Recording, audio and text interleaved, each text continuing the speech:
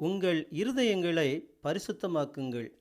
யாக்கோபு 4 அதிகாரம் 8 தேவனிடத்தில் சேருங்கள், அப்பொழுது அவர் உங்களிடத்தில் சேருவார். பாவிகளே, உங்கள் கைகளை சுத்திகரியுங்கள். இருமனம் உள்ளவர்களே, உங்கள் இருதயங்களை பரிசுத்தமாக்குங்கள். இருமனம் உள்ளவர்களே, உங்கள் இருதயங்களை பரிசுத்தமாக்குங்கள் என்று இந்த வசனம் சொல்லுகிறது. இதன் அர்த்தம் என்ன?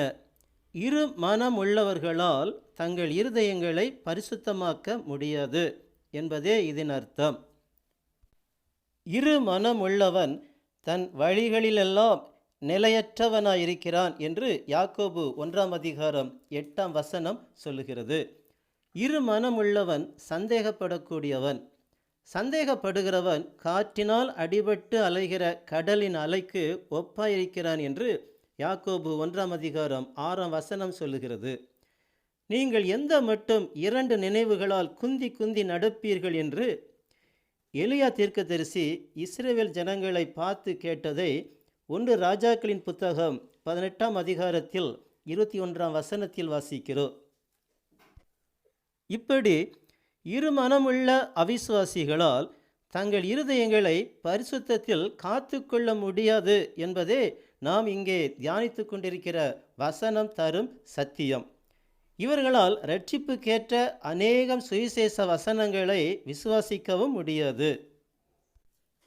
இயேசு கிறிஸ்துவனுடைய சரீரம் ஒரே தரம் பலியிடப்பட்டதினாலே அந்த சித்தத்தின்படி நாம் பரிசுத்தமாக்கப்பட்டிருக்கிறோம் என்று சொல்லுகிற எபிரேயர் 10 அதிகாரம் 10 கூட இவர்களால் விசுவாசிக்க முடியாது. பிறகு எப்படி இவர்களால் தங்கள் இருதயங்களை பரிசுத்தமாக்கி கொள்ள முடியும்?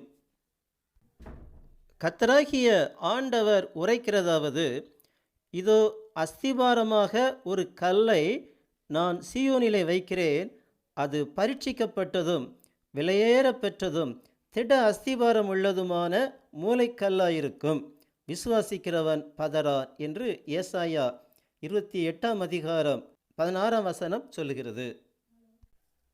நம்முடைய இருதயங்களை பரிசுத்தமாக்கி கொள்ள விசுவாசம் மிகவும் அவசியம். விசுவாசத்தினாலே இருதயங்களை தேவன் சுத்தமாக்குகிறார் என்று அப்போஸ்தலர் 15 அதிகாரம் 9 சொல்லுகிறது. ரோமர் 11 அதிகாரம் 16 சொல்லுகிறது, முதற்பலனாகிய மாவானது பரிசுத்தமாயிருந்தால் பிசைந்த மா முழுவதும் பரிசுத்தமாயிருக்கும், வேறானது பரிசுத்தமாயிருந்தால் கிளைகளும் பரிசுத்தமாயிருக்கும். முதற்பலனாகிய மா என்பதும் வேர் என்பதும் கிறிஸ்துவையே குறிப்பிடுகிறது. தேவனுடைய குமாரன் இயேசு கிறிஸ்து பரிசுத்தமானவர், அவரே முதற்பலனானவர். அவரோடு ஐக்கியம் கொள்ளுகிற ஒவ்வொருவரும் பரிசுத்தவான்கள் என்று விசுவாசிக்க வேண்டும். விசுவாசித்தால் மட்டும் போதாது, விசுவாசத்தை கிரியையிலும் காண்பிக்க வேண்டும். நாம் நம்மை தேவனுக்கு அடிமைகளாக ஒப்பு கொடுக்க வேண்டும். இனி ஜீவிப்பது நான் அல்ல, கிறிஸ்துவே என் வாழ்க்கையை நடத்துபவர் என்ற விசுவாசம் நமக்குள் காணப்பட வேண்டும். தேவனுக்கு அடிமைகளானதினால் பரிசுத்தமாகுதல் உங்களுக்கு கிடைக்கும் பலன் என்று ரோமர் 6 அதிகாரம் 22 சொல்லுகிறது. விசுவாசம் இல்லாமல் தேவனுக்கு நம்மை அடிமைகளாக ஒப்பு கொடுப்பது சாத்தியம் இல்லாதது. நம்முடைய இருமனமுள்ள அவிசுவாசத்தை நீக்கி நம்மை தேவனுக்கு அடிமைகளாக ஒப்பு கொடுத்து நம்முடைய இருதயங்களை பரிசுத்தமாக்குவோம். கர்த்தராகிய இயேசு கிறிஸ்துவின் நாமம் மகிமைப்படுவதாக. ஆமேன்.